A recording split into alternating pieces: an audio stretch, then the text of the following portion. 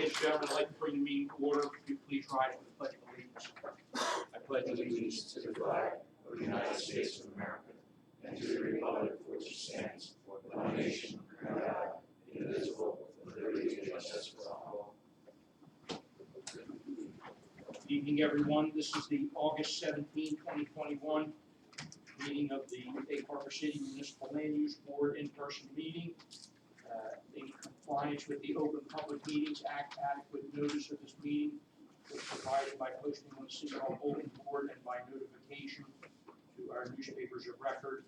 And I ask our secretary to please make this part of the public record, this announcement. And Donna, the people, take a roll call for us, please. Mayor Jim Petty? Here. Mr. Timbers? Here. Mr. Barth? Here. Mrs. Torres? Here. Mr. Molyneux? Here.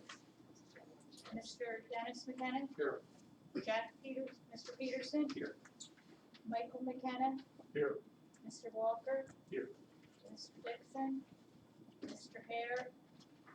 And Mrs. Johnson? Brian McGowan? Here. Leo Manners? Here. And Secretary here. We have minutes of meeting June 15th. Motion to approve minutes. Anyone? Motion. Second? Second. All in favor, please say aye. Aye. All opposed? Motion is carried. Thank you. Minutes are approved. No resolutions. We'll get right into a new business application 2021-02. LUB Randy Portnoy, 201 New York Avenue. Good evening, sir. Good evening.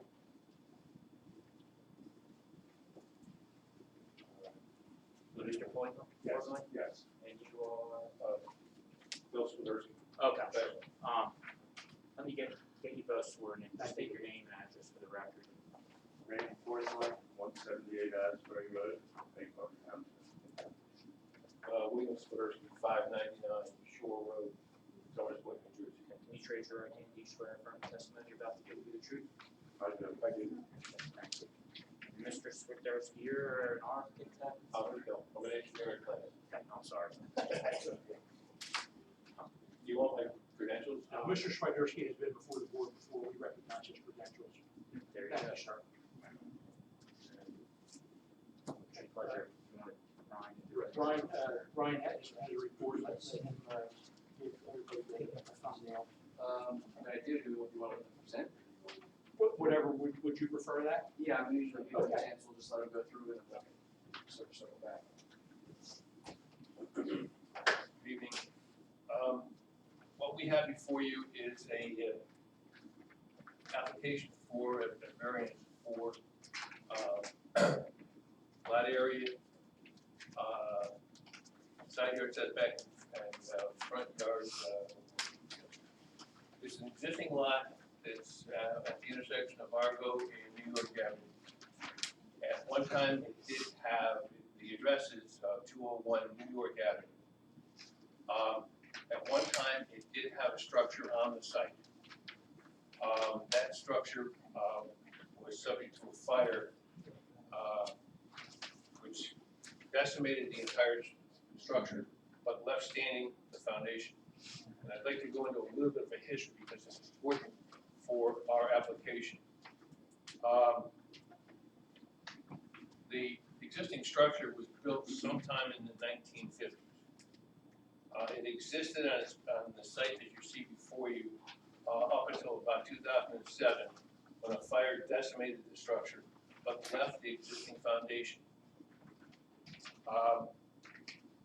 With that, the owner of the lot went to Pinelands in 2019 and sought for an amended certificate of filing so that he could construct or reconstruct a structure on the existing foundation in the exact footprint that existed prior to the destruction in 2007. The reason he did that was because if he got an amended certificate of filing, he did not have to apply for a new certificate filing from the Pinelands. The application was denied. 2019, the application was denied because according to the Pinelands regulations, they would allow an amended certificate of filing only if the structure had been destroyed by fire, but was constructed within 5 years of the time from which it was destroyed. It was destroyed in 2007, so that left the envelope open only to 2012. If you would have done it within that period of time, you would not have needed a certificate of filing or a new application. The Highlands, however, did allow them to go in and, not quite sure what you would call it, but they set forth 4 criteria that allowed him to reconstruct in the existing configuration. Those 4 criteria was that the structure was not a historic resource, that the construction was to be performed within 25 years of when it was taken down, that the demolished single-family dwelling would be used, footprint, the foundation would be used in its present footprint, and that it had to be a single-family dwelling. The other caveat in the Pinelands decision was that a professional had to go out, a professional engineer had to go out and certify that the foundation was in fact existing, was structurally sound, and could in fact support a foundation for a single-family dwelling. I was retained by the owner, went out there, did my evaluation, presented a letter to Pinelands, which they accepted. So with that in mind, we now had satisfied all the criteria of the Pinelands. With that in mind, we then went in 2019 and presented to the Egg Harbor City Building Department plans for a single-family dwelling. We were then informed that no, we could not have that because according to the regulations of the city, we had to have constructed the new facility. I'm sorry. According to the Egg Harbor City ordinance, if 75% of the structure was damaged, 70% of the structure was damaged, it could not be constructed unless it met all of the criteria of the city's ordinances, which meant all of the land use requirements in terms of lot size, depth, acreage, setbacks had to be met. We did not because this particular structure was constructed, like I said, probably in the from what I can gather, somewhere in the 1950s.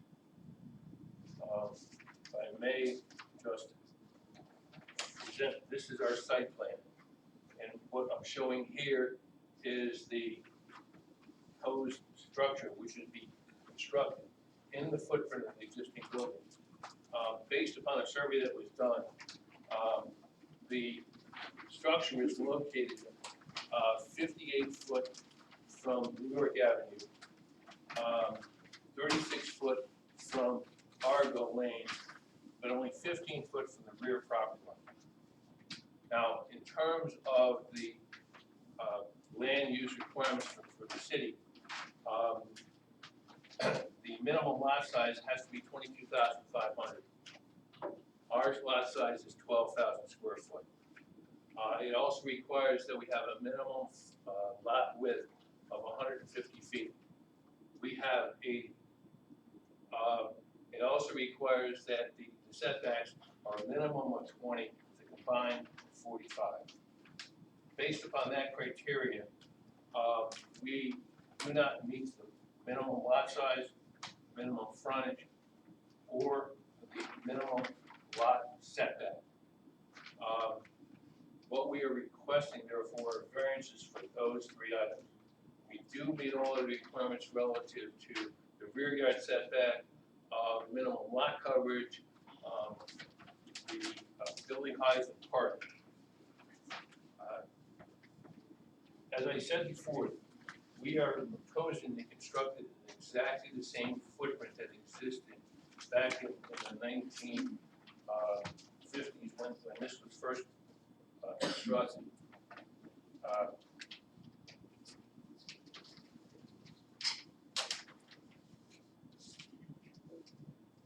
The reason that we're here before you is that we want to keep it in exactly the same footprint because we want to retain the existing foundation. It's in good shape, it can support the structure. I've certified that to the Pine Line. And based on that, what we are proposing is just a reconstruction of the structure. With a driveway off of New York Avenue, there is existing water service, there's existing sewer service. We submitted and have approval for the soil erosion and sediment control permit for the site. That was at the time we thought we were just going to get a building permit. In terms of the criteria, positive criteria, I feel in my professional opinion that the single-family dwelling, of course, is appropriate since all of the surrounding structures, there is a house on the adjoining lot. In fact, on Argo Lane, there are 3 existing structures on exactly the same lot size. So we are not setting a precedent and asking for a diminished lot size. And I think also that we can say that from a viewpoint of not jeopardizing the zoning ordinance, that we're reusing, we're recycling, if you can use that term, we're recycling the existing foundation and are proposing something that will be aesthetically pleasing and provide something that is nice. What we're proposing is a 2-story, 3-bedroom house. We have provided some preliminary actual drawings showing the layout. It's a pretty open layout. First floor would be primarily just living area with the kitchen, dining room, and family room. The second floor would have 3 bedrooms and a bathroom. I think with that, that's probably the end of my presentation. Mr. Portnoy is a builder. I don't know if you'd like to, have any questions about him. He has extensive experience in constructing. Thanks.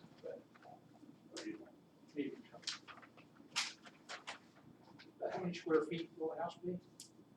About 2,200. 2,200 square foot.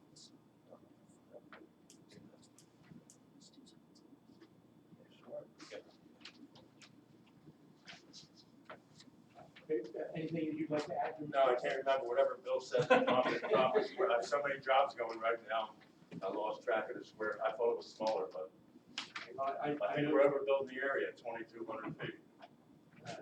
Ryan, Yes, I think did a good job of summarizing. We picked up one more variance than he did.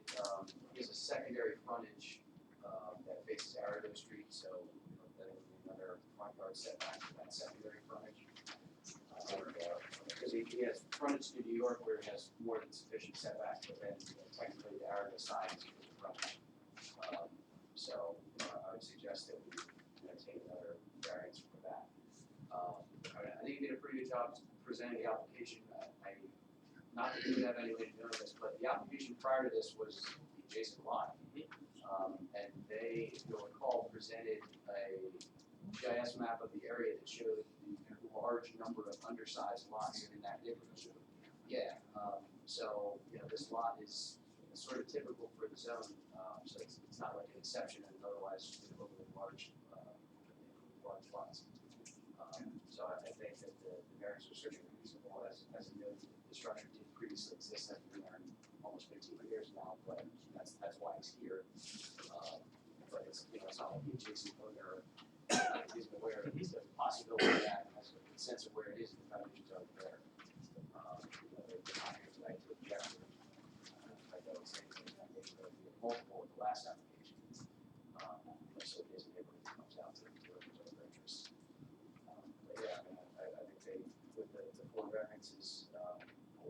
lot size, lot width, front setback on Marigo, and side setback from the adjacent lot if the frontage is New York Avenue. Those would be the four variances. Questions from the board for Mr. Portnoy, Mr. Swiderski, or professionals? Mayor, Ellen? Thank you. Anyone from the public here on the application for 201 New York Avenue? No one in the public here for this application? Okay, well then, Leo, would you frame a motion for us, please? And Mr., that's accurate, what Mr. Swiderski said, once there's that fire and it's substantially damaged, you lose, you have to reapply for all those variances. Somebody spent a lot of time to get that done. Yeah, well, the city gives you 1 year via Arlington. You mentioned Pinelands requirement is 5, but that doesn't really have a variance. The city just allows, so 1 year, there's certain lapse that. But it's a minor site plan application with several C variances. There's a minimum lot size of, they have 12,000 square feet with 22,500 is the requirement. Lot width, they have 80 or 150 feet is the requirement. As Brian mentioned, it has 2 frontages, so on that Arago Street, 40 feet is the requirement. They're at about 36. 36 feet, 8 feet, 4 inches per building. Okay, and then there's one side yard setback, 20 feet is required, where they're at 15 15 feet, 2 and 3/8 inches. Actually, yeah, vertical. the C variance, the minor site. So it's only motion, second, roll call vote. Is there a motion? Motion. Any further discussion? Is there a second? Second. All those in favor of roll call?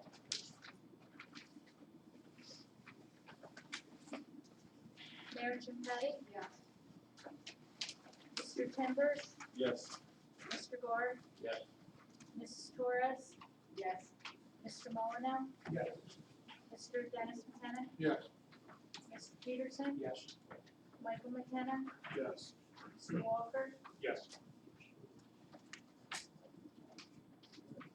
Thank you, Don. Thank you. Thank you, gentlemen. Good luck. We'll be looking forward to seeing some sticks going up.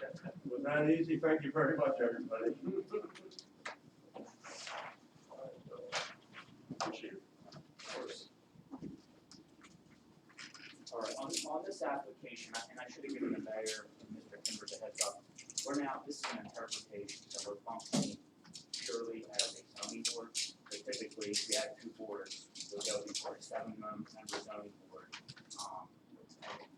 If there's a favorable interpretation, like then they go to the building permit. So if for some reason it would be an unfavorable determination, we have to come to a use variance, then it's clear that the mayor would say, Mr. Timbers would say.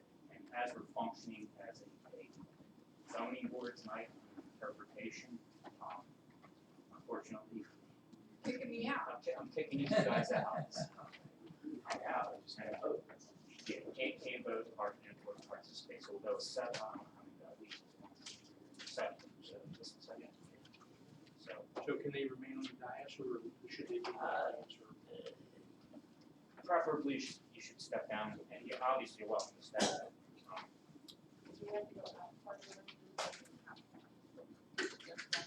No, I don't have, you don't have any objection to any of that, that's.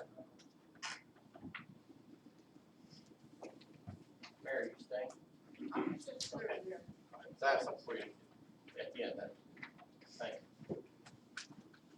Okay, next is application 2021-03. I'm sorry, if you would pronounce it, is it Yeshiva Shagah Aryeh? Yeah, well stated. Shagas Aryeh. Aryeh, okay. Good evening, Mr. Chairman, members of the board. For the record, my name is Stephen Nemad, member of the firm of Nemad, Davis and Goldstein. I represent the applicant, Yeshiva Shagas Aryeh. They're here this morning, or this evening, I should say, in the person of Rabbi Avi Berschleiser, who's seated behind me, will be testifying momentarily. The subject of this application is a property you all know very well, the St. Nick's School, which is flourishing in your community for probably 70 plus years. It was built in 1940. It functioned until about 10 or 15 years ago, when, as you all know, it closed down.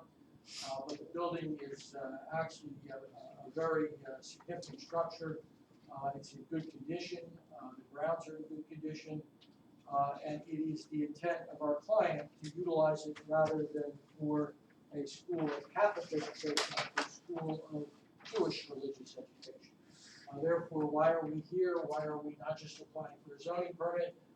The reason is because my client seeks to have within the existing building dormitories within the structure to house students that will be educated there. The intent is to go in, renovate entirely the building. Hundreds of thousands of dollars will be spent on renovations of the building. The exterior will be power washed. To the extent landscaping needs to be updated, it will be. Although the property, the diocese has kept it in good condition, as you all know, it is by no means a derelict property in any way, shape, or form. It is our client's intent to utilize it as a school, just as the diocese did for St. Nick's for many years. It was built in 1940. And we're here for an interpretation. As Mr. Manos pointed out, that is one of the powers you have as a zoning ordinance to interpret the ordinance. And we are located in an R9 zoning district. In an R9 zoning district, schools are a permitted use. And it's interesting because the ordinance does not say what kind of school. It uses the word schools. And the term school standing alone is not defined in the ordinance. And that's very significant. I would respectfully urge, and I will urge at the conclusion of this matter, we have the testimony of the rabbi and our planner, Tiffany Morrissey, because rules, there are significant rules of statutory construction, of ordinance construction that govern with respect to applications like this for interpretation. I felt originally, when I looked at this, I looked at the ordinance, that this was a permitted use. I gave Ryan a call or email. Ryan said, gee, why don't you make an application for interpretation? I said, fine. So we made this current application. We recognize in making this application that the previous school, St. Nick's, did not have in-house residential facilities, did not have dormitory facilities, and we intend to have them for the students within the school. All of those improvements within the school will be the subject of an application for construction permits before your construction official. Students will be educated here. You'll hear how. Our client is a 501c3 charitable nonprofit corporation, as you'll hear from the rabbi momentarily. They operate schools in Lakewood and in other areas, in Hamilton Township, near Trenton as well. And they would like to come to your community and educate their students as this structure has been used for so very many years.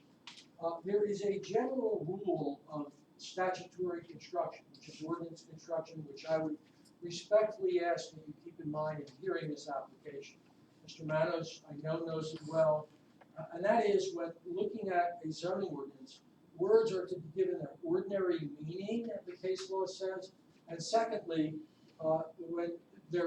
if the intent is to prohibit a use, since zoning regulations actually inhibit people's rights to use their land, if the intent is to prohibit a given use of any kind, it must be stated with specificity.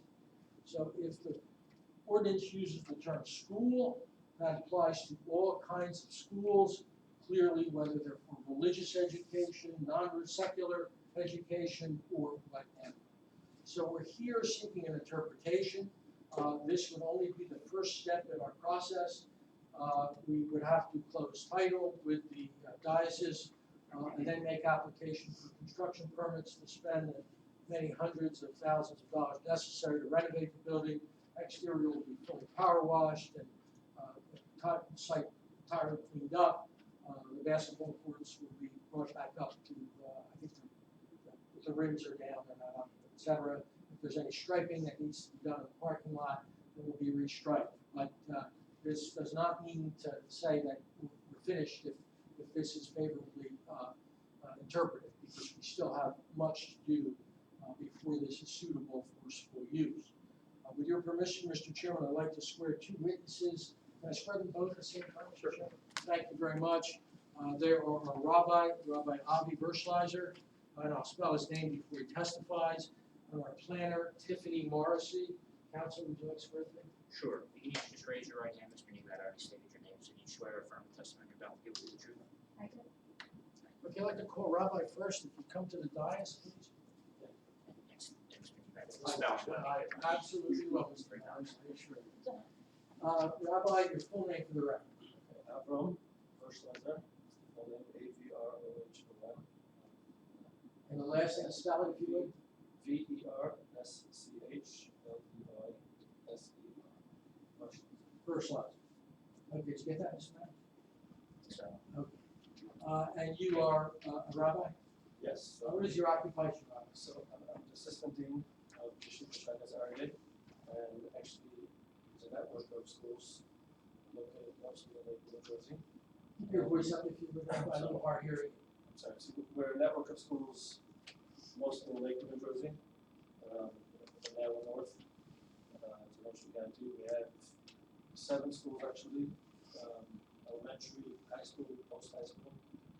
And we are looking here to, we have one school, an additional school we have in Hamilton, New Jersey, that's near Trenton. It's a post-high school. What we're looking here is. We'll get here in a moment. Let me just talk about the company first.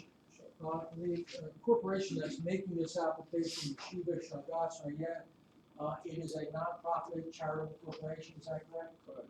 And that is the entity that operates the school in Lake, correct? And that is your main campus? Yes, I mean, we have quite a few, but that's one we're looking to relocate here. Okay, and where is the main campus now, Rabbi? And Lakewood, New Jersey is 975 Cross Street. All right, and what is the mission of your nonprofit corporation? So the mission primarily is education. That's educating today's youth is a tall order. Private schools that fund tuition in the public, and the mission here is to put out the young adults that we don't want to see. We have a crime level that's unparalleled, zero crime, zero friction in any which way. The goal here is to, when the students post high school, they actually, many of them choose to study to become rabbis post high school. So that we call that a rabbinical seminary.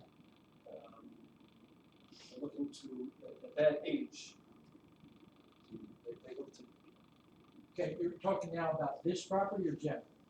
now I'm coming here, okay? Okay, well, let's Yeah. talk about this property so our record is clear. Tell us, Rabbi, what your plan is for this property, who you will educate, what the curriculum will generally consist of, and what you intend to do at this facility, this location. Okay, thank you. So, what we intend to do in this location is to bring students who are entirely post-high school are looking to become rabbis, study to become rabbis. It's typically a 2 to 3 year program of Talmudic studies. It's a very intense studies.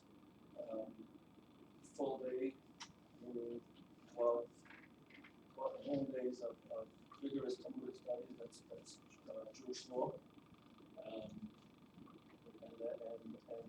at that age, when they're starting to become rabbis, we look for a location that's kind of secluded, a nice, quiet area, nice town that they could be focused on their studies, which is why we look at it as we did in Hamilton, New Jersey successfully, and as well pulled us to this beautiful community, a quiet, friendly community that we could focus. Okay. And how many students would you anticipate attending this school, this yeshiva? So I would estimate about 60 to 80 approximately per attending students. And this essentially is a seminar. Yes, Okay, and tell us, Rabbi, they would live on the property, correct? correct. And you and your company intend to fully renovate the interior of the property. Absolutely. And you understand that building permits and all the various, construction codes will be required, building, electrical, plumbing, et cetera, correct? Absolutely. Go the extra mile to keep everything 1,000% from Okay, and you intend to have a whole new kitchen on the property, correct? Yes, The yes, kitchen obviously is important in your faith because there's dietary laws that need to be observed. correct. Okay, and the students, do they get a break from their curriculum of study? So there's 3 semesters, it's usually September time, a shorter semester, and then they go into the holidays twice a year in October and Passover, which usually is April time, and then December, July, August. Okay, so July, August, they have a break for a month or two? A month. A month, okay, and they have a week off around the high holidays in September? After the high holidays. After the high holidays, October time, 2 weeks, and then Passover. And that's the holiday of Sukkot, correct? In October. And also around the holiday of Passover, which generally falls in the, in April. Yeah. Correct? Correct. All right, and the students that would live here, would they get home on the weekends or would they be here? So they would be here, I would say 3 out of 4 weekends a month, and they would go home once a month for an extended weekend. Okay, and you've looked at the building and your company, correct? Absolutely. And you don't intend to expand the building, correct? And with respect to recreational needs, there's a basketball court there. We'd like to, bring that up to power and make it fully And redo it. operational and do it. That's beautiful parks that we'd love to take advantage of as well. I would say usually, Friday afternoon for a good building. Okay, and the Sabbath is observed sundown Friday to sundown Saturday night. Correct. Okay, and the students would they have visits by their parents at this location? Typically not. Once in a while, but not. Okay, and would I be fair to say that this is a rigorous program of study? Okay. Now, the Rabbi,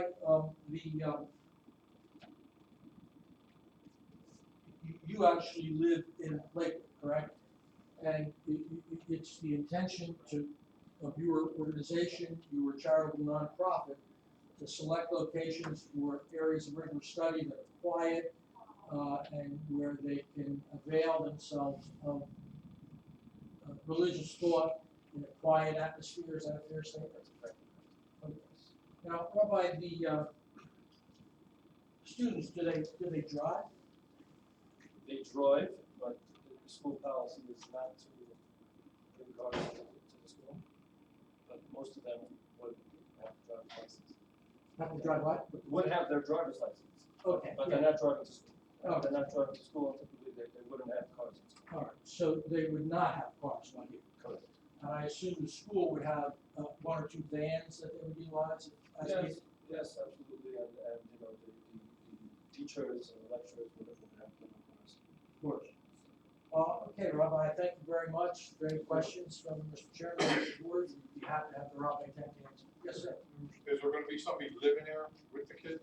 Yes, absolutely. There'll be someone, I mean, we're talking about young adults, but there will be someone on the facility as well. Yes, one of the teachers. Yes. Is there a rule of thumb as to how many teachers, how many adults will be there, depending on the number of students that you have there? So usually at that age, it's the teacher that would be actually living there would be in case of emergency. So it would usually typically be, for example, in Hamilton, we have 2 that actually live there. And, the kid is You would anticipate approximately 2 to 3 years. correct. My next question is it gonna be mixed or is it gonna be all males or all So females? it is all male. All males? Okay, my next question is, are you purchasing the building Yes. or it's being leased? That's Purchasing. What's the Uh, age the, of the the, student? in the the Orthodox Jewish faith, males and females are educated in separate schools. Right. That's what I'm asking, because you have one floor, two courses.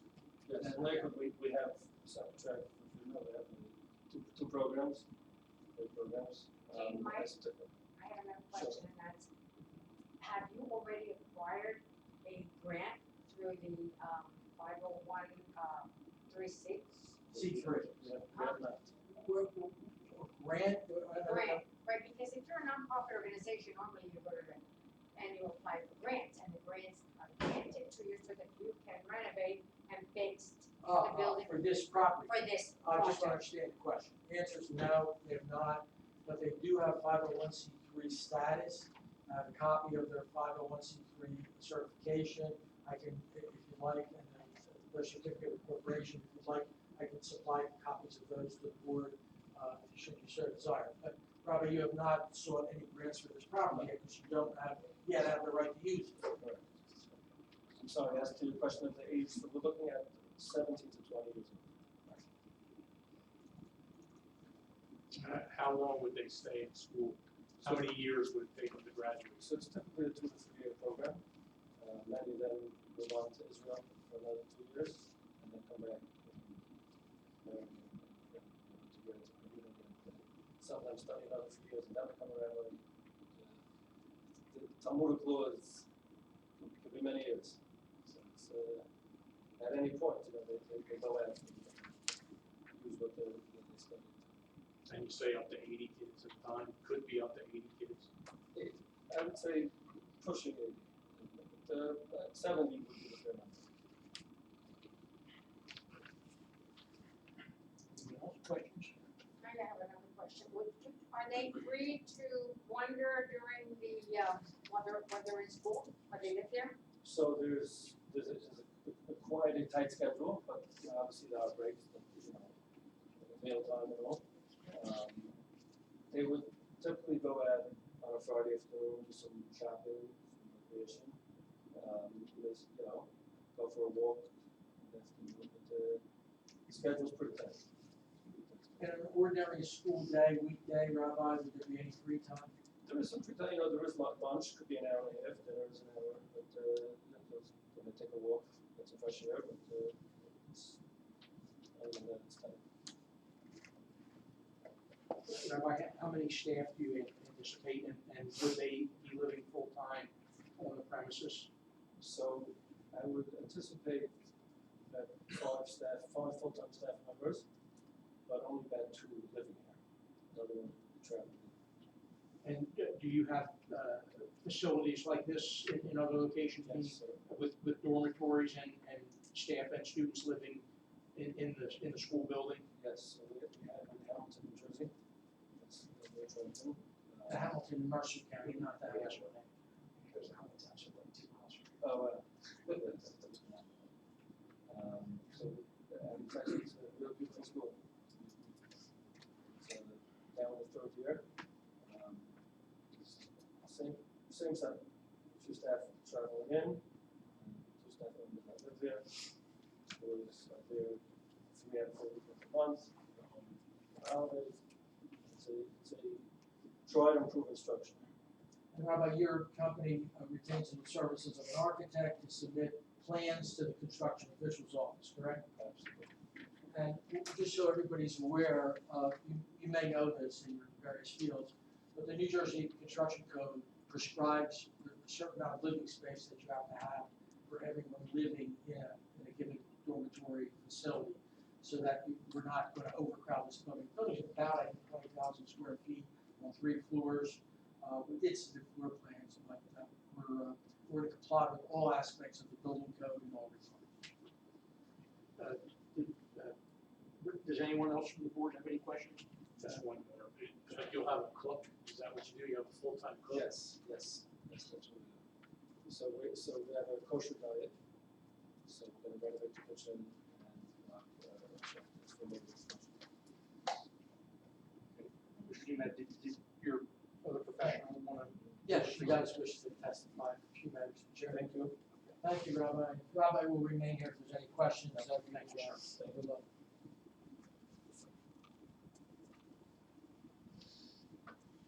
Full name for the record. Tiffany Morrissey, Morrissey. What is your occupation? I'm a licensed professional planner, in the state of New Jersey as well as, I'm a professional planner. Okay, and you're a member of the American Institute of Certified Planners, AICP, correct? Yes, I am. Can you tell us a little bit, Tiffany, about your experience in your profession, both on the public side and the private side? So I've been practicing in the planning profession for over 20 years, representing both municipalities and applicants before various boards throughout New Jersey. In fact, I was the township planner for about 13 years in Galloway Township for perspective, as well as operating a private practice, working with clients, preparing redevelopment plans, housing plans, ordinances, supporting applications for variances, for boards, site plans, subdivisions, use variances, and many other planning things. And have you qualified as an expert before planning and zoning boards throughout the state of New Jersey? Yes, including in Culver City. Okay, I'll offer her as an expert, Mr. Chairman, I take personal objection. Thank you. Thank you. Ms. Morrissey, you're familiar with the property in question on that? I am very familiar with the property. How so? I went to CCD in that building. I hope I wasn't. You know what, so many years ago, we have no idea. I just know it would be a Sunday morning, go to church, go to CCD, go to McDonald's. Tiffany, you're familiar with the property as it currently exists today as well, are you I not? am, yes. And the intent of the applicant is to utilize the existing school property and the adjacent grounds only, correct? Correct. And we've shown that on an aerial, Mr. Chairman and board members. We were up against it, we didn't have time to do the survey, you all know it, by lot and block. I just want to stress that not involved is the church across the street, and I guess it's the Parsons Rectory that's next to it. That is not a part of this application. Tiffany, the property, you've looked at it, and you're familiar with it in its current condition generally.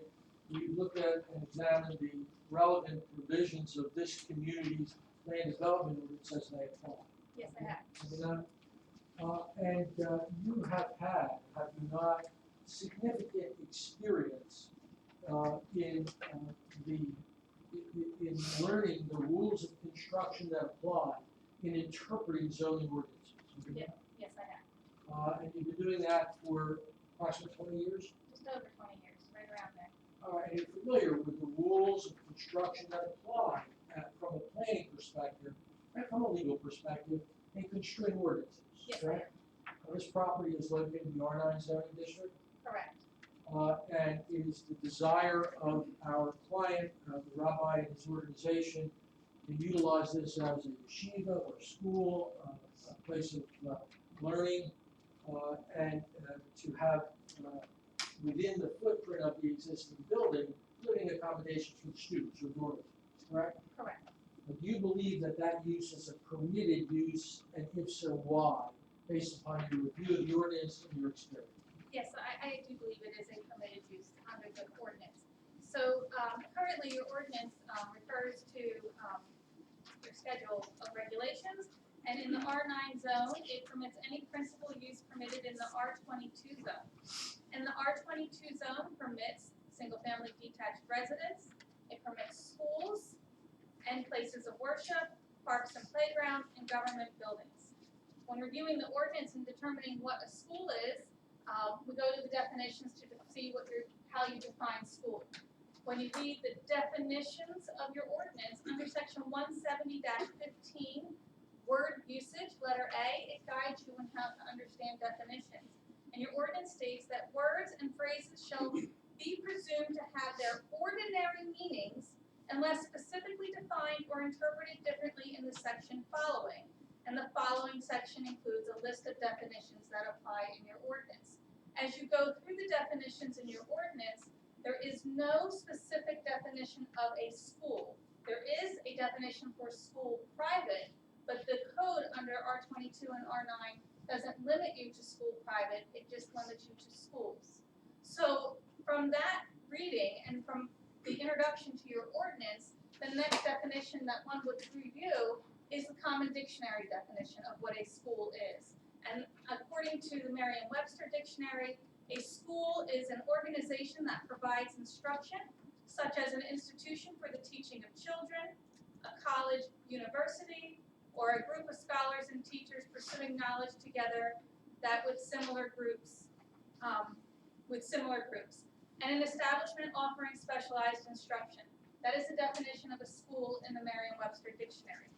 When you read that and its ordinary meaning of the term school, what is proposed in this location to operate a school with the dormitories associated with it is, in my professional opinion, a permitted use.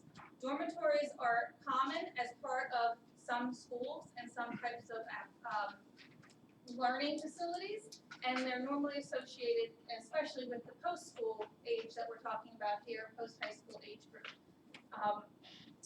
When you are interpreting an ordinance, it's really pretty simple. You look at what the words are in your ordinance, what is permitted, and if it's not listed in there, where else you can find a common definition. And that's been determined by the courts and many instances on how to review and interpret an ordinance. There is case law that goes on to talk about how to interpret an ordinance, and I referenced this from the Cox Manual, referencing a specific case, and where it was stated by the courts that ordinances are to receive a reasonable construction and application to serve the apparent legislative purpose. We will not depart from the plain meaning of language which is free of ambiguity, for an ordinance must be construed according to the ordinary meaning of its words and phrases. These are to be taken in the ordinary or popular sense unless it plainly appears that they are used in a different sense. And that's the guiding limitation as to how you interpret an ordinance. And the simplicity of this application is such that your ordinance permits schools. Schools are defined to include a variety of types of instruction, and as normal and customarily associated with schools, especially at the higher level, are dormitories. And so there is no limitation in your ordinance to define anything but a school private, and the ordinance does not limit this section to school, private. It just says schools in general. The mission, as you heard from the rabbi, is to educate post-high school students to become rabbis, and in the instruction of the religious studies. A yeshiva is itself a school, and the common definition, according to Merriam-Webster, of a yeshiva is a school for and I'm sorry, I'm going to pronounce it wrong, and they will correct me, Talmudic study? Correct. Sorry. And an Orthodox Jewish rabbinical seminary. Did I do that right? I didn't do that, I butchered it. But thank you, I should have practiced. But that being said, a yeshiva is a school. It is a post-high school education.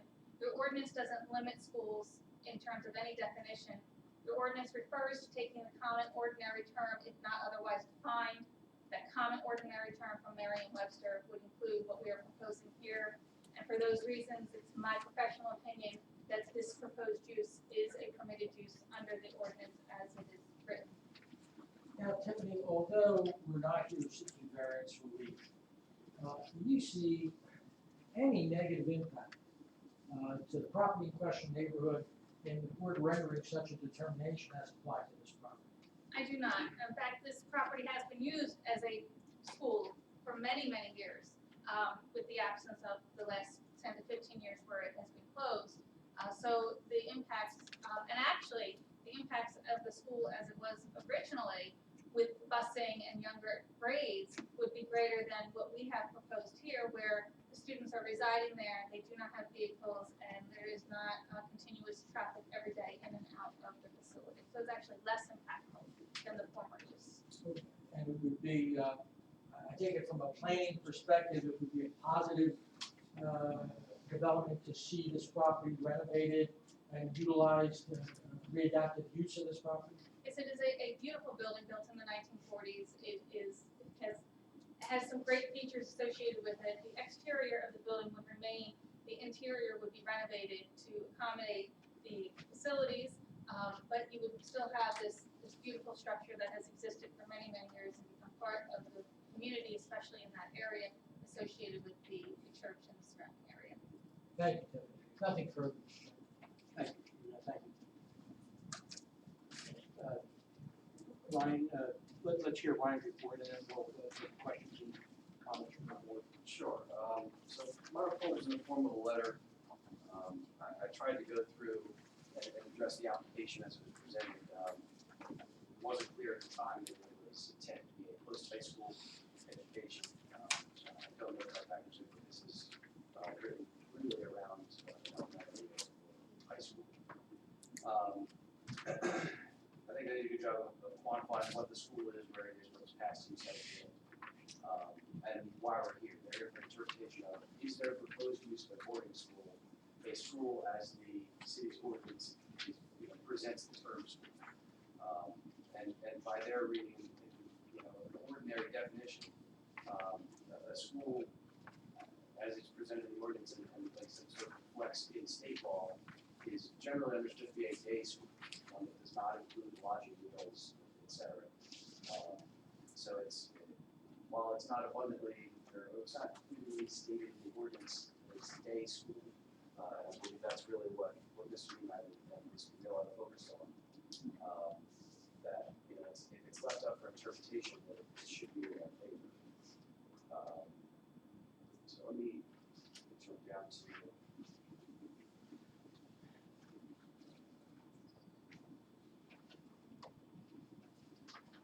went through the definitions.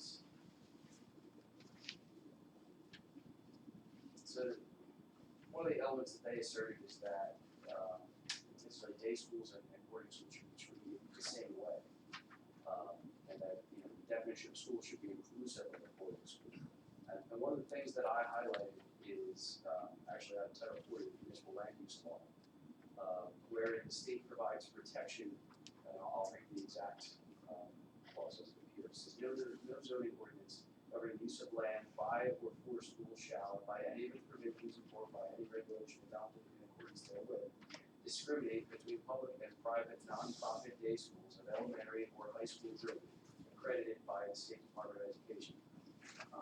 What I went back to was the definition, because as they indicated, the city's ordinance does not provide a definition for the word school, oddly, but the private school is defined. And the definition there is a duly organized school other than a public school, which would eliminate, would sort of include this proposed school. But it says giving regular instruction in subjects ordinarily taught in the public schools and not under the jurisdiction of the school district, but properly registered with the state of New Jersey. So that does bring me to one question: would this school be registered with the state of New Jersey? Are you registered? Yes, absolutely. Okay. Well, I didn't know if you needed to be given an education level. Yes. So that note that. But again, the state's law focuses on treatment of day schools for the public and private people. And again, while we don't define the word school, the ordinary meaning of school, if I told you, there's a school down the street, you don't assume it's a boarding school. A boarding school ordinarily has a standalone, has its own definition. And again, as I stated in my letter, is inherently a more intensive use than public school. A day school, is understood there are, everyone arrives in the morning, you have activities, you have after-school activities, and then everyone goes home. There's no, continuous residence overnight. So as I went through the definitions here and in Merriam-Webster and elsewhere, to me, a plain interpretation of the word school did not include boarding school, at least for the purposes of land use. In fact, even some of the definitions that they provided sort of stated that. One of the provided definitions was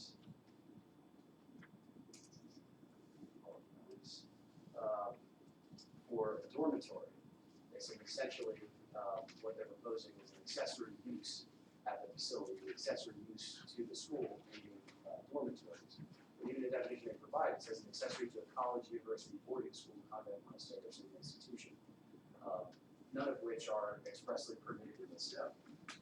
So that again, there, it doesn't say accessory to a school, it takes note to say it's only accessory to a boarding school. So that that's not a customarily accessory use to school, certainly not place. last couple of definitions that they leaned on, they pointed out accessory use, which I sort of just remember, institutional use, which includes a wide host of uses, which would also not be permitted, so, and then day school, which we're kind of related. And then the last thing that I highlighted in my letter is the possibility of reopening the facility as a, existing non-conforming use. And again, as I stated a few minutes ago, the dormitories, the boarding school aspect of it is a more intense use than what was used there previously.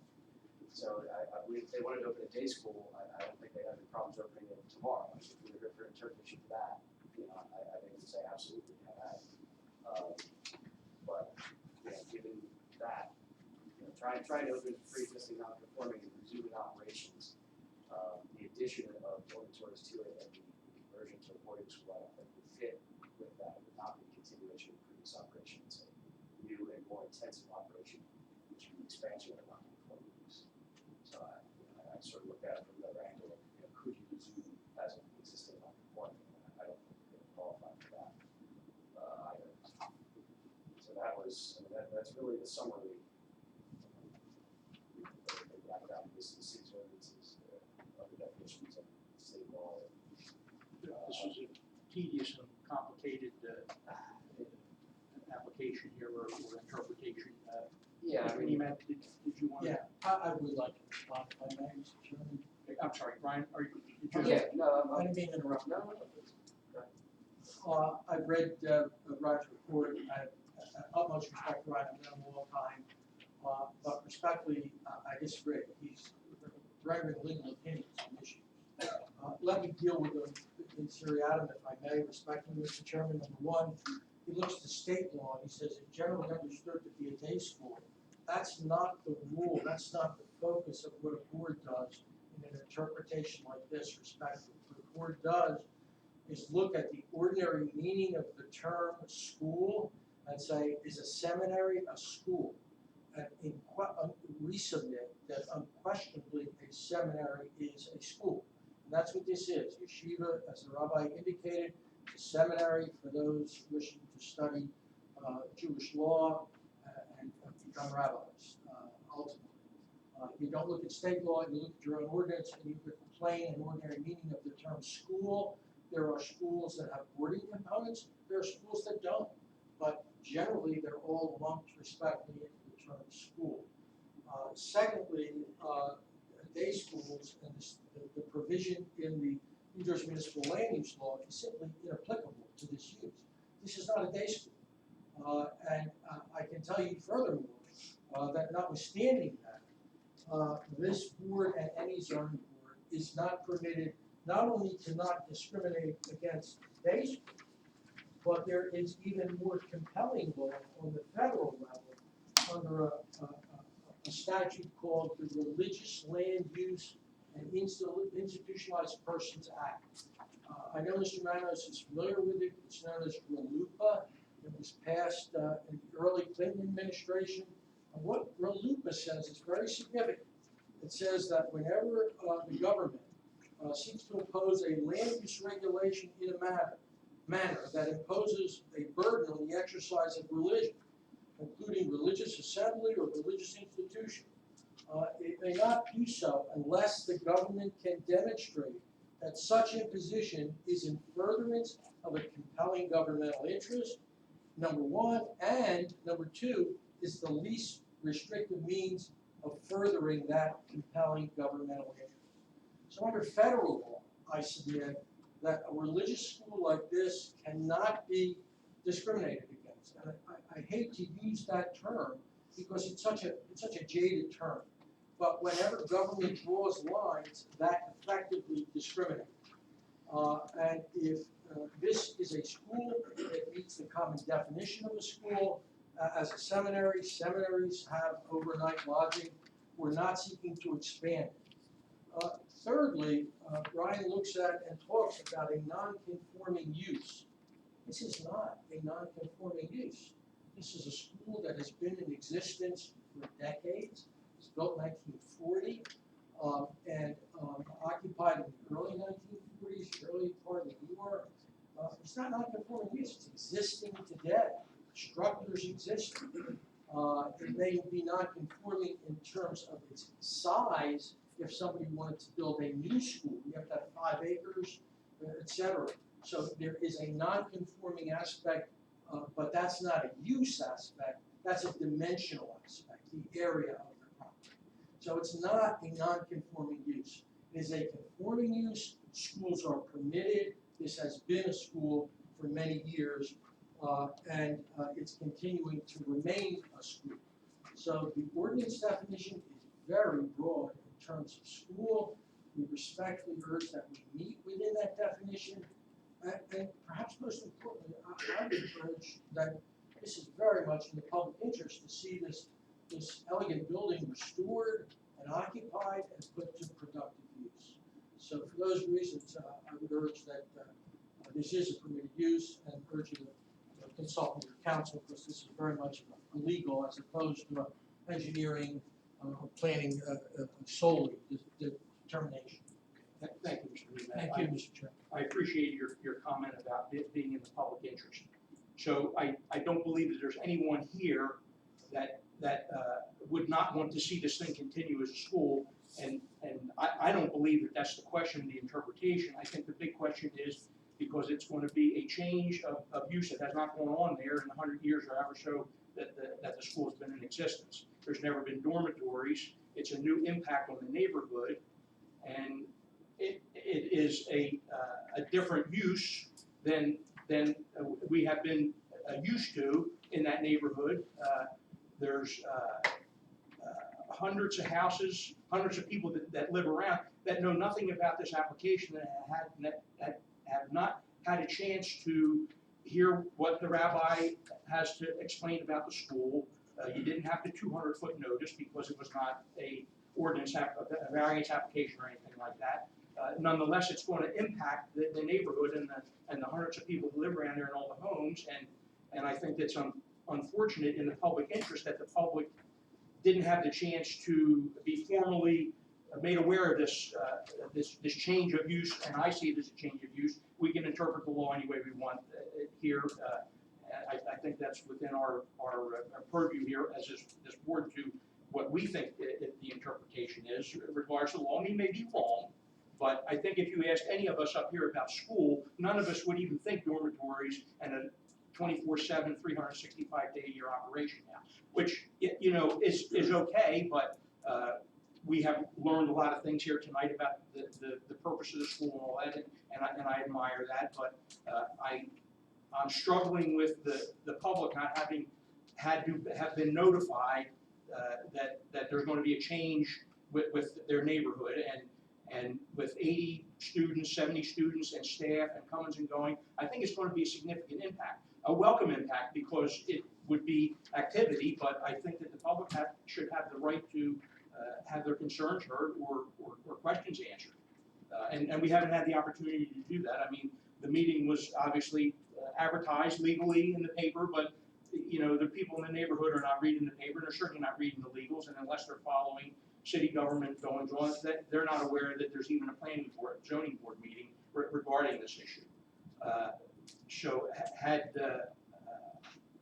is there a way to remedy that? Mr. Chairman, respectfully, I would indicate, number one, I think our point of respectfully of the disagreement is you say it's a change of use. We dispute that, okay? It's still a school, and the term the ordinance uses is school.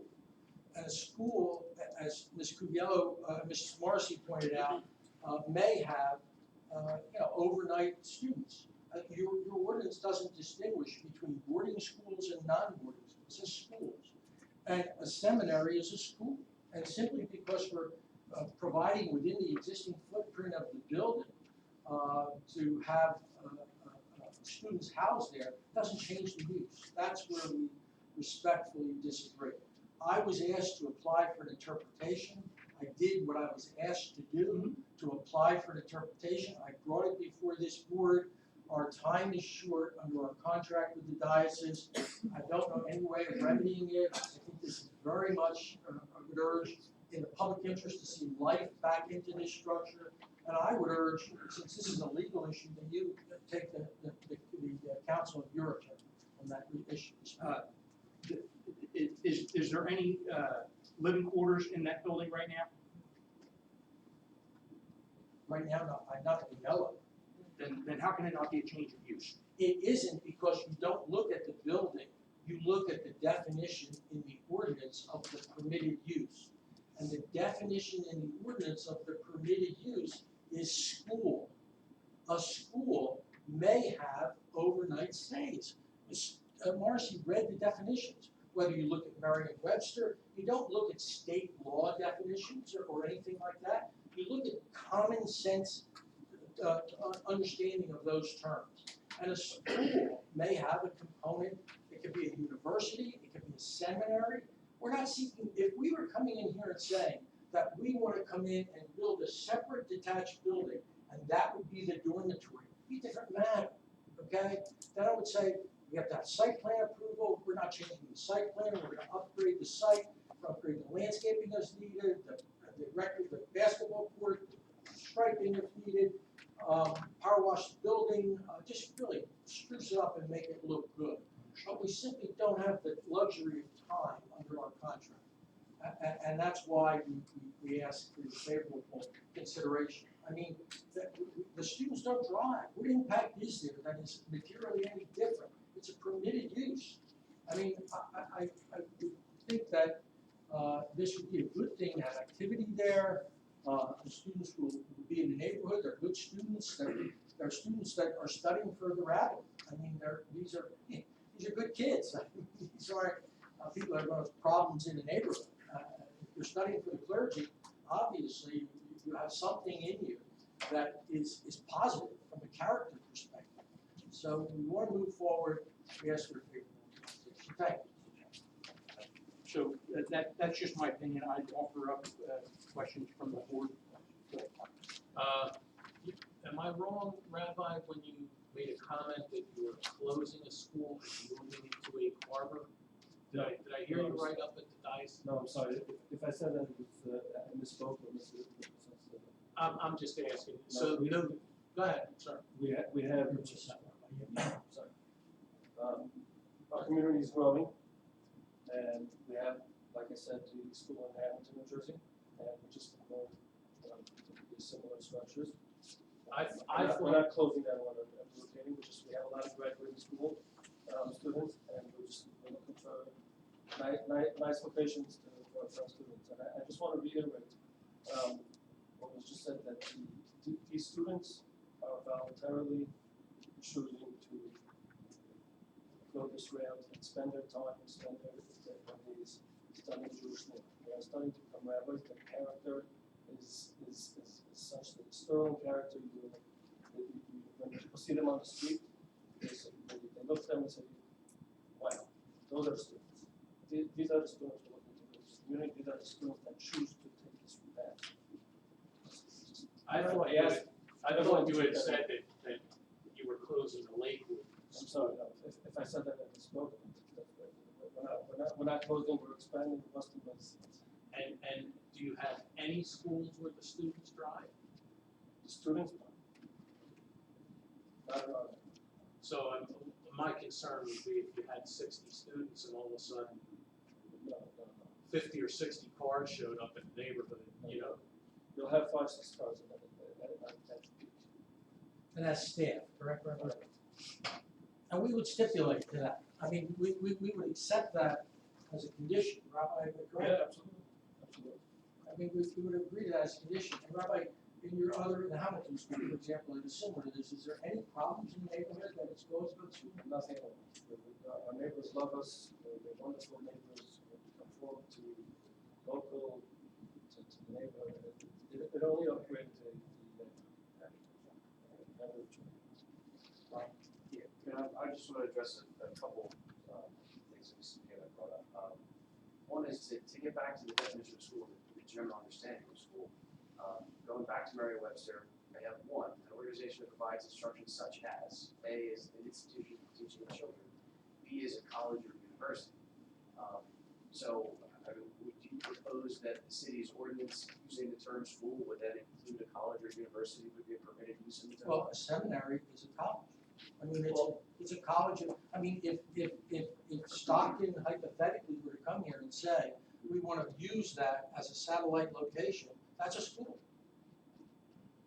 That's a school. I mean, as long as they wanna stay within the footprint of the building, I mean, it's been historically utilized as a school for all these good years, and positively so, as an attribute to the neighborhood.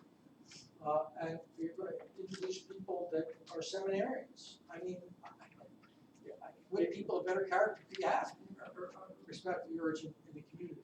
Sure, and to be clear, I mean, personal feelings, I'm fully in support of the use itself, I just don't think it, fits into the ordinance's definition.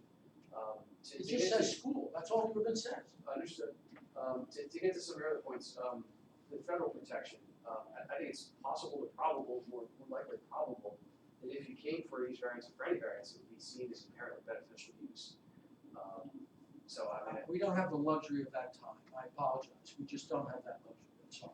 understood. And then the final point is about, the fact that you're reoccupying as a school.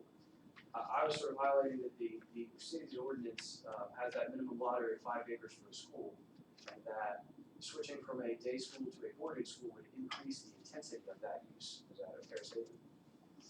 It may, but it's still a school, My point being and is, it's been a school and it's still a school, so it's not conforming, it's very much conforming. That there is, it's almost like a non-conforming setback is a better way legally to analyze. If there was a setback that were non-conforming to the rear yard, that's what that's akin to.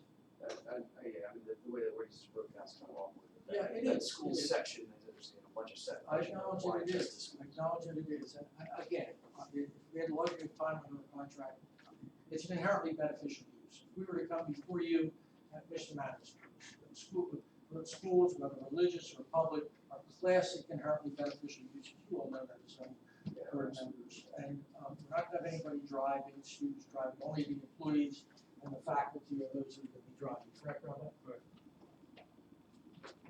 Anyone else from the board? So the definition is ordinary school? Is that the word we're looking for, is definition of ordinary? Your ordinance does not define the word school. Right, so this Mr. Nemat's position in a nutshell, and I think he can correct me if I'm wrong, is our ordinance permits schools in this zone. But he referenced the word ordinary definition. The ordinary, and then when you look to our definitions, I it does understand. not define schools, so when he goes to the ordinary definition, it's his position that So That's what I we think I would want. agree with most of the people here that when someone says school, we typically think the school you come to, you leave. Staying overnight, that's a whole other category, maybe I'm just too ordinary, so maybe I'm just simple. As far as pre-existing, it was a school. We all know that, nobody's disputing that. But it's existed as a day school, not as a boarding school. And we've heard hundreds of cases here, at least since I've been here, and people have come in with pre-existing non-conforming, and we made them go back, we researched things, we do everything else. This is clearly a pre-existing non-conforming asset. Now, it was a school, no one's gonna dispute that, but I don't think you'll be able to persuade me any differently that it's not pre-existing non-conforming. I understand you're on a timeline, but that's not what this board is here for. This board is here to look at what they feel is in the best interest of the community and to follow the rules that's set before us. Your timeline, unfortunately, doesn't fall within that realm. I don't see that this is, falls under that same category. Well, I We respect can, it. we can does, twist but- the definition however we want, and I think that's what is happening here, but I think when you go to the average person and ask them to define a school, it's not what you're saying. Pre-existing is another issue, and I'm sorry, sir, to feel that, I take offense that you felt the need not to let us know that there's a federal law about religious discrimination here. If you think that's what our intent is, that's pretty callous, just to be honest. Well, I respectfully take offense that I would be asked to submit an application for an interpretation, come before this board, and under rules of statutory construction that say you look only at the ordinance, you don't look at third things, say, well, this is a boarding school, that's not a school. Of course it's a school. Of course it's a school. It's not, it doesn't remove itself from being a school simply because it has a boarding component. And I know our timeline is not your problem, but respectfully, I would urge that it is in the public interest to see this use come to this location. The diocese has had this for sale for how long now? A long, long time, okay? And there's been no takers, okay? And we are ones that want to, breathe life back into the structure And I and understand bring that. it back. And there's no precedent to this. I don't think there's another similar property, you tell me if I'm wrong, another similar property anywhere in the community that would meet the same characteristics of this.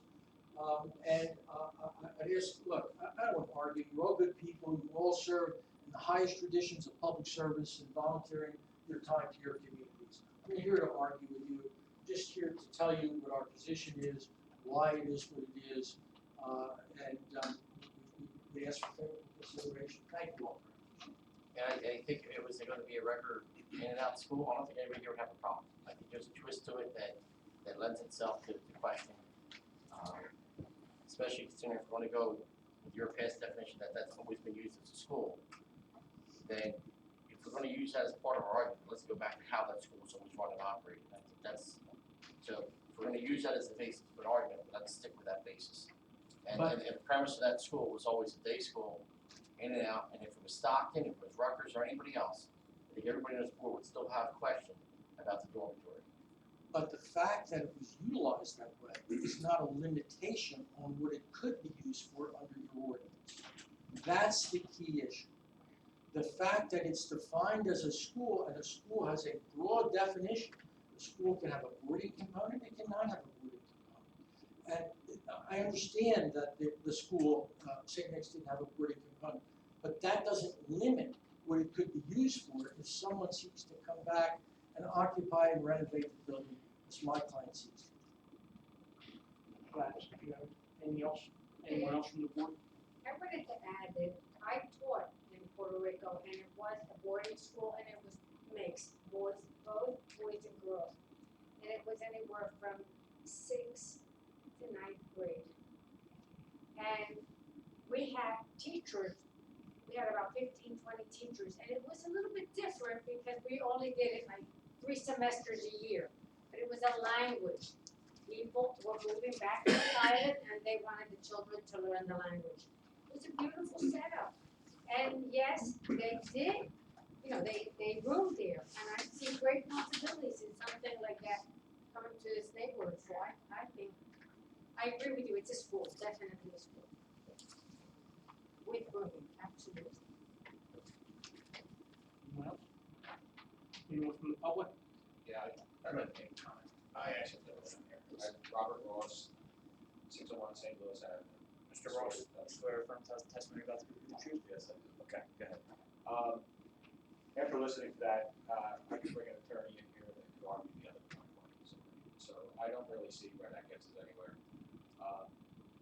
After listening to the rabbi describe what he's having there, as a resident, I would like to see something like that here. But what we're doing is we are changing, in my opinion, the definition of school. We're painting with a broad brush. Now, a boarding school from a day school to me is, I'm an ordinary guy. I'm just like the rest of you guys show. It is different than what I would interpret that building has always been. What, if somebody said, I'm gonna build a school next to you, I would not think I would have living facilities there. So, in an ordinary guy's definition, I think if I walk out and grab 50 people and ask them, hey, does the school have bedrooms and kitchens in it? They would say no. I would love him as their thing as a neighbor, right? Seminary, whatever. I have no problem there. But what you're doing, you're gonna have to give a variance for that, as far as I see. And when we do, I'm afraid that it better be, a lot of things get done in this town that there's no forethought. And once you give a variance for something that's out of the ordinary to the common ordinary person, I'll have other people in here with boarding facilities saying, hey, I'm a boarding school. And we have instances now of homes becoming boarding homes, and they're trying to get around all over town. So, like I said, I'm not opposed to this at all, and I live right across the street.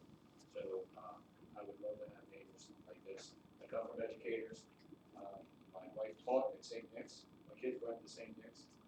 Would see it empty and not being used, breaks my heart every day. I'm going to school board there.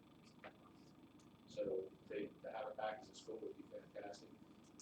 School with a dormitory, to me, is a big deal. As I understand Center, it's like brother-in-law's place. So, but I'd be very careful in how we word, because in my opinion, you're gonna have to do a variance to get this certificate. And if you do, make sure that that can't travel in unforeseen ways. Because that kicks us in the butt this town every time I've ever had. And I've been here 33 years, I'm not in here 37 years now. I'm not a lifer like the rest of you, but I've been here a long time. And I've seen a lot of things come back and stay from us. So if you guys determine that it's okay, as a neighbor, I don't see problems. Make sure that this doesn't get that broad brush and extend it on to other things.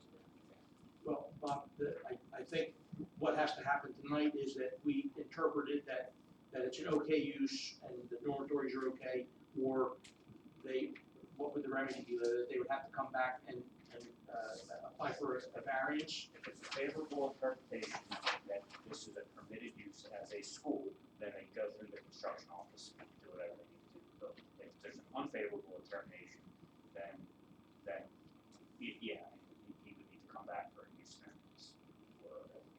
Whatever way you guys decide, I'm just telling you that I don't know if anybody would have a problem with what they're proposing, but we could be, there could be ramifications that we don't even foresee. So to hurry through this, to me, would be a problem, because like I said, we can stick it 100 times over in this town. We think something, and the next thing you know, we need to stab it. So that's just my concern. But as far as what the rabbi's proposing, I would love them for neighbors. Religious service next door? Catholic, Yeah, Jewish. Anyone else from the public? Am I allowed to speak as a public person or not? Sure. I mean, I don't wanna. I can't tell you can't speak. I do live here. I do live Mayor, here. you're a resident. Lisa Gepetti, 208 New Orleans Avenue. Mayor, do you swear affirm the testimony about the I complete do. truth? I know what a yeshiva is. I have a minor in Jewish studies, and what the rabbi says is true, and that's exactly what it is. My problem with it, and I don't know if it's such a problem, but basically just to tag on to what Bob said, is that everybody would probably welcome what you're suggesting, no doubt. But the future, we have all been here for a very long time. We've seen single-family homes turned into things that we never dreamed of. I have one down on my street. Keith, you had one on your street, close to your street area. And the way things are defined now could actually benefit the rabbi. However, we know as public servants that when something like this gets out, it has to be handled properly. Yeah, people calling you, oh, boarding house, there's this, nobody gets the correct information, and that's what causes problems. And we're the ones that have to take heat for it. We've been down this road before, all of us together, I'm not gonna mention specifically, but you all know that we're very fearful when things like this come about, especially with some sort of a boarding component, okay? So that said, I think that the public does have to be aware of what's going on and weigh in on it, because I think that, just like Bob lives right there, he lives right there. If they heard what the rabbi had to say and what they want to do, I think they would be in agreement that it's a good thing. And I wouldn't mind having something like that on my block. However,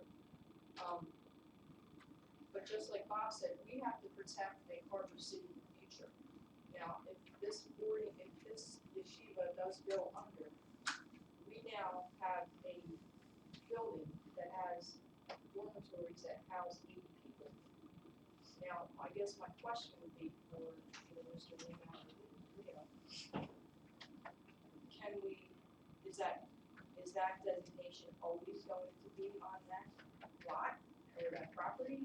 Could something else come along and possibly define itself as a school and be something else? Because we also have one of those on Deer Street. At that point, it's an existing use. So that's my question. The next person would argue that that's a pre-existing use, so that's why I know we can't protect every scenario, and I don't think that's what we should be doing tonight, is trying to vote our conscience about what may or may not happen in the future. That's not really my concern. I'm just asked to give an interpretation tonight on whether I feel that's a school or not. I don't believe that it is, nor do I believe that its pre-existing use matches what they're looking to do.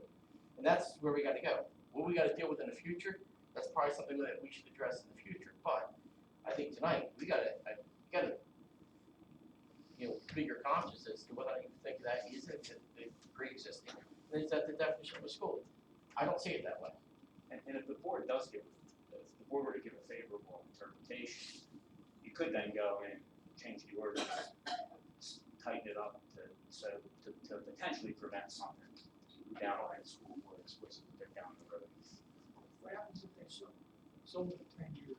Could it turn into an apartment development? No. But It could stay anything that would define as a school. That's what I wanted to add. Right. But the mayor said it for me. You had mentioned if Stockton came in here, you know, they were allowed to do what you want to do now. Well, what stops you from selling the Stockton 10 years down the road from now? And now you got 80 students. If it was capable of having 80 students, now you have 80 cars, Right. and 80 cars is going to impact that neighborhood. Well, that's an I was institution. going to address that, okay? And I think the way to address that, especially, is the imposition of conditions. You could attach as a condition that this interpretation is made based solely and exclusively upon the testimony that was presented before the board, and that is condition of this interpretation, that none of the students drive, that the only vehicles that are permitted to park on the property are those of the staff, which is acceptable, correct, Robert? And which will not exceed, I don't know what you say, 5, or give us a little bit, maybe 7, 8 cars, something like that. And that would be a condition that would run with the property, it would run with the land. This could never become anything but that type of school. And I understand that it is different from what was there previously. But in interpretation, that's not the charge. The charge is what we intend to do fit within the definition of the ordinance of a school. The definition of a school is a broad one. So we'd like to be there, we very much like to be there. And we think that through the imposition of conditions, the concern that you've expressed, the concern the mayor's expressed, the concern that our neighbor, Mr. Ross has expressed, can be dealt with. See construction permits, the students will not drive, and to and from the property, and there's fix the limitation, number of cars that can be there. The declaration of limitations would then make that part of a zoning qualification, right? We're not here for setting zoning, we're here to set a definition.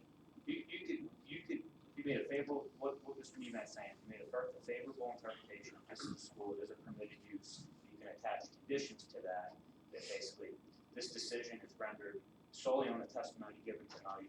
No students shall be permitted to drive, and cars shall be limited to staff only up to 7 or 8 cars. And you can That would further, run, so, I'm sorry, some sort of, yes, that would be an obstacle that if Stockton were by, they would have to come back to this board and seek relief from those Right. conditions. and you can further say, if any other school seeks to come in a form of change of ownership, it shall come back to the school. They'll make the same argument you did, and that's why I don't love it. You know, I'm sorry, I think they'll make the same argument you did, that it was, it was always a school, and the definition is you let one, let another, and, Well, then no, accuse well, them of they being. changed the ordinance to You that. could change the ordinance, and Well, I get that, but I don't it's know. easily done.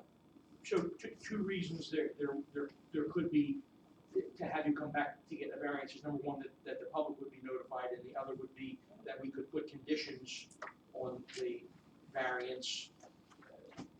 I believe I you think- can put conditions on.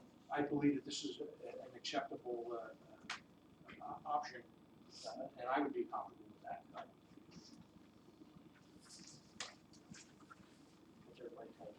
I mean, I personally don't think it falls under the definition of a school. Boarding school, yes, boarding school is, you know, you stay there, not just the name of school, the word school. To me, it doesn't fall under that. You look at the word institution, So, I mean, if you look up like boarding school, the definition of boarding school, clearly it's different than a school. And there's two. Boarding school is a type of school. Well, I understand it, but it's, it Mr. says Ross, the it's school very, where very students broad. reside during the semester. So, I mean, that, That's a school. I agree, but it is different. That's why it's a different definition, so I don't know, I guess. I would like to see him come back with variance for the public's interest, and also so we can nail down the stipulations on what has to happen, and if it's meant to be, it's meant to be. What, it's gonna be next month, is that a problem? I don't know if we can gather enough time, for under our contract. I'd have to go back to our contract seller. I'm not handling that, another attorney is, and see if we can get additional time. So that building sat there for 15 years and they can't wait 2 months? When, look, things come and get crazy when people are in contracts. Well, You've been through it. like you said, the diocese haven't had much interest in it, so they might be willing to wait another 2 months or a month. But we would be willing to, as long as we could, agree to all, or we would be willing to have a meeting just for this, That's very kind of you. if you would agree to notify the 200-foot list. All right, let me consult with my client. Why don't we table the application, let me consult with my client, see if I can get the luxury of time. And I'll let Mr. Manos know, if we can, notice, for the use variance. And that way, the concerns that you have, I think, might be addressed. So he wants to table it, which is certainly a reasonable request. And if So I can't get, we will not make an interpretation then. No, If I I don't can't- think that benefits. if I can't get sufficient time, I will let you know, we'll withdraw the application. So then, is there a motion to table the application? I'll make it. For a special meeting, right? We'll Yeah. give them the courtesy of the special. Well, that's very kind of you. So let me see how much time we can get. That's very kind. I have to give 10 days, as you know, and I have to get it to the paper, 12 to 13 days in advance, so they can publish it at least 10 days in advance. So it's not simply, let me see, it might fit on your next agenda. You guys serve in the highest traditions of public service by volunteering your time. I hate to call you out on another night, so let me see what it is. We would be willing to do that, we've done it before. Really? Okay, so we had a motion, was there a second? Second. All in favor? All in favor, please say aye. Aye. Anyone opposed? Thank you. If they Chair do- members, we're thank you all very much. When, and when they do come back, it'd be a luxury for the applicant to have a full 7 members, because they technically would be 5 votes in favor. So, you know, if 6 people are here, or 5 people are here, they still need those 5 votes, so, Yeah, you have. just keep that in mind, so we get the full board. Yeah, great. Thank you all very much. I hope I didn't offend anybody, it's just with the zeal which I profess my advocacy. I appreciate everything you all do. You've had the patience of Joe. Thank you, Mr. Haddad. Thank you, Rabbi. Thank you, thank you. Thank you. Great meeting.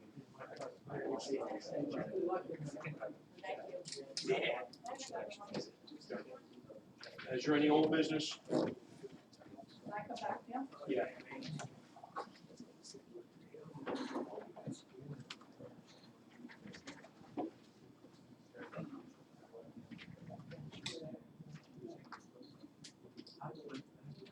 Anyone from the public wish to comment? Any comments from the board?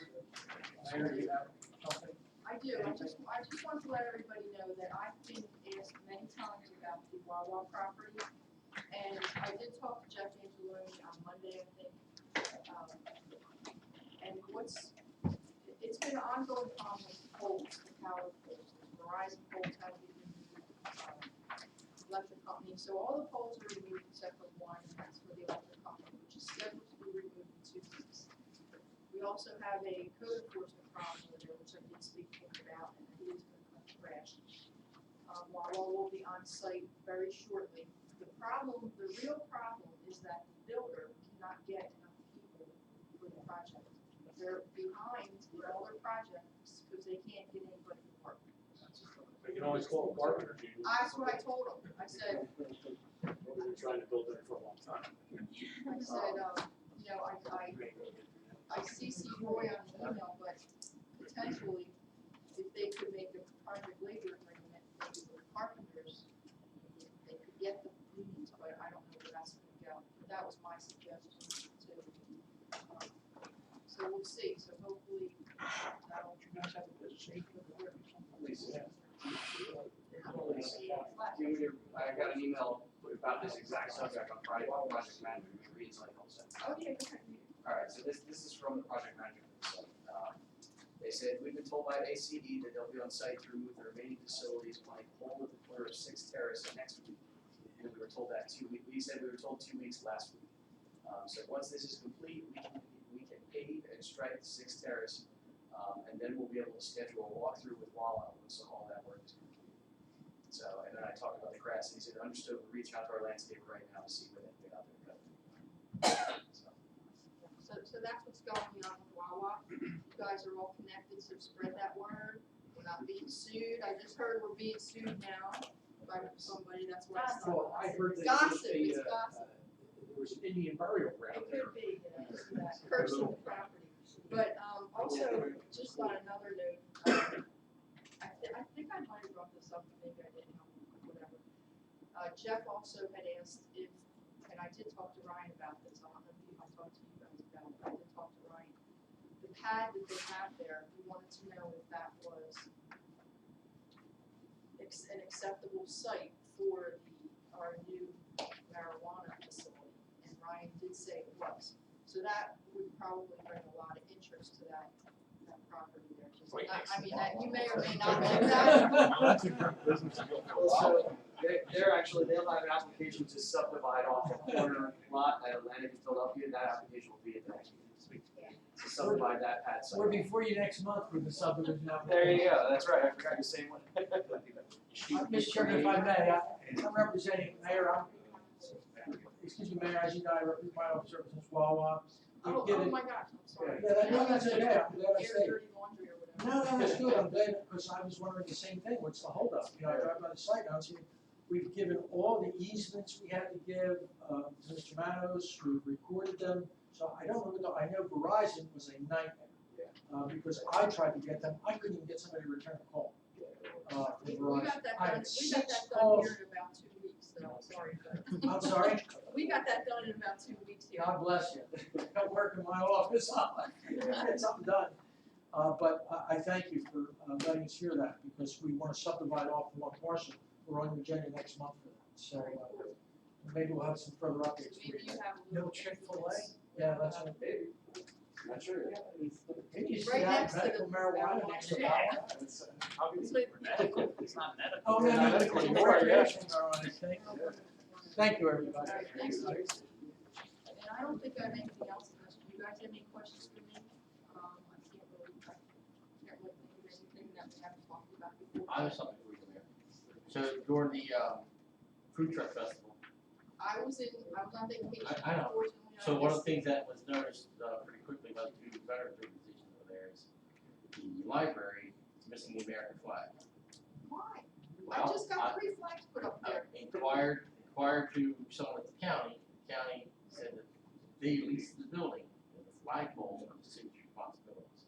Well, you talked to the wrong person, because I wrote a letter to Denny Levinson, because you noticed we didn't have a Atlantic County flag there. I noticed it was a There county should flag. be 3 there. We have replacement flags that can simply be put up there. We just couldn't buy I think we only had an American flag there, right?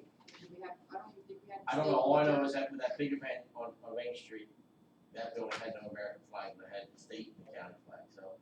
I don't know whose responsibility it is then, but it could be addressed. We'll blame Keith Adams, how's that?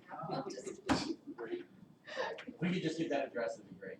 Or, yeah, I mean, it's not a problem. I didn't see it. You should have, maybe somebody should have said something beforehand unless We someone didn't notice stole it the till about flag. 7 o'clock at night, all of a sudden, somebody looked over and says, why is there no American flag? But there's a pole. Well, the So- county's been very helpful Rookie with had it on upside down. that. The county's really been good to us with that. They did purchase the New Jersey. I mean, it looked beautiful when they had the American flag's there. I don't know why the American flag's not there. I believe it was there before I went on vacation, but that's. The county's response was it's city pole. Yeah, and they're right. I mean, they did that as a favor to Egg Harbor City to finish the project that it should have been. It should have been finished that way to begin with, and it wasn't. So we'll rectify that situation. And Tawawa, I mentioned at our last meeting, which was, several months ago, that if we could get the fence moved inboard of the sidewalk, so that would at least they would use and keep the people on the street, and they were moved, and I think that's great that they were willing to do that. Yeah, so there was a brief delay there, they were in conversation with South State, because right when they were ready, when they finished the sidewalk, the corner ramps and DOT had all their stuff torn up. So they talked to South State and said, look, it would be better if you just keep them there until the ramps are in, so that's why it's delayed a couple weeks before the fence moved back after the sidewalk was already there, they're trying to time it with the city reconstruction. So, yeah, it's done. Anyone else? Yeah, what's going on with the bike? The bike path is moving right along. There's been a lot of meetings recently. That's a CME project. Yeah, Not a, yeah, they were one of the pre-qualified firms by DOT, they only picked like 4. So CME is doing that, they intend to apply to the Finance Commission, I think they said in March of next year. And then they expect, I think construction to start in 2022. So, When is the county gonna do the Philadelphia Avenue between the lakes? they're doing, what do you mean, repaving? Yes. That's what the holdup is. They want to get this project done at the same time. There's no point in putting in a bike path and then having the county come around and, yeah, and I did also clarify that the, upkeep, remember we talked about that, Ryan? You should have had that email, that they are responsible for that, not us. They don't know where that came from, but they are responsible to restripe that with proper striping, not us. Yeah, that was our understanding, was that they would agree to do long-term maintenance and see that grant to install the first. Yes, and they do agree to that. Good. We have it in writing, so, yeah, so that's just been a long process. COVID didn't help that bike path at all. Well, one of the other delays was the bridge. The bridge. The It's bridge not at all- before the lake, there's another little bridge at the low spot there. That bridge was substandard and wasn't gonna be able to accommodate any kind of pad. So they have to upgrade the parapet walls and some of the features of that bridge to make it. Over by May's house? Yeah, so May's, coordinating, Yeah. coordinating as well all as- that yeah. with the county and this project Right. has been pretty much a nightmare. Yeah, they gotta re-pour a portion of the brick. I was just curious because normally I would stop the lake with some fish, but Don't you dare stop there with fish. Do you wanna get birds there? They poop in the water and then we can't have a lake. not on that side, the swim side. But it's my understanding that when the county goes to do that they're going to take the dam out, have both sides open for the duration. Then when they're done, at the end of the project, that's when the dam will go back up, which by default, the fish that are in the swim side would wind up going downstream when the first time it's drained. The dam, but then the lake would, if they put a dam up, the lake would never fill. I mean, that's the. Well, There's still there's ways. stop logs, so you can adjust the water level. Yeah, upstream, I'm sorry, downstream. damn it, it's a lock, and I will. to regulate the height. See, when, Yeah. one thing you have to know that birds are detrimental to the lake. We do have lots of geese there, and every time it rains, which we just experienced last week, when you get those heavy downpours, no matter which side of the lake it's raining on, it's churning up the poop in the water, and that's what causes the high levels of bacteria. It's not so much the runoff from the road, because there is some runoff, but not, I don't think. It's a bacteria sanitary thing. runoff. It's a bacteria from the geese that sleep there across the way at nighttime, or the ducks. We just need to We need more. have open space. season. Sorry, I'm off the lake, just saying, I'm gonna reach out to Doug DeMayo, and I think I have your email address, I'll just copy you, so we can get that question answered. Yeah, I was worried a couple times, like, I keep getting a mixed answer as to whether they're going to have something upon the construction or at the end of construction. See, at the end of construction, I don't care what the answer is, Yeah, I just don't want to, I mean, fish aren't cheap. Yeah. So, to put the fish in so that we kids can catch fish, Right, and have them all go downstream, just, yeah, be a But waste. John, they can catch, the girl, they can catch catfish there, they can catch, there's fish out there. I know, We're there's some not, fish. we're not talking big mouth bass or, you know what No, I'm you saying? can only put smallmouth in there, big mouth. Small. But the good news is that Tackle Direct is going to put on with stocked fish in their complex. So that is still a That's still moving. going on. Yes. It's just that they also listed have. their escrow, Vince Paulstina's firm, Paulstina Associates, is performing a redevelopment study to determine whether it's an area that can be developed. If it meets the definition for that, they will be able to proceed with a redevelopment plan. So that report will come back to this board probably in a month to official school. Good thing he's getting the definitions, you know how we are with definitions. And I guess one other thing, I did have a meeting with the, Hector Tavarez, I don't know if you guys know him, he used to be a cop in Carver Township, and you know him. And he's very interested in putting a cow substation at the lake too. And his vision, like he wants to write a plan right now and build it, but his vision is to be on the other side of the lake. The bungalow is with a camp sort of, like we used to have on the other side, I guess, years ago. And, make it like, you know, like the summer camp, the kids come here, you know, and then you have the fishing with the Tackle Direct, you have the fishing across the way at the dock, you have, the lake obviously, because they come here every year anyway. And he's talking about pickleball courts, all kinds of stuff, that mine's like blowing up, so it's a good thing that maybe we have to look forward to in the future. I did, finally, after, let's see, 4 months, maybe 3 months, I did get to tour the bungalow with their little, what should I, leasor, what is it? Person who leases the bungalow. Leasing, okay. And I have pictures on my phone. It basically is a storage unit right now. It has no ancillary system, is that how you say, ancillary system? Ancillary system. And apparently that system will cost $100,000 to put in, and that is not on the table for the person that holds the lease with the city.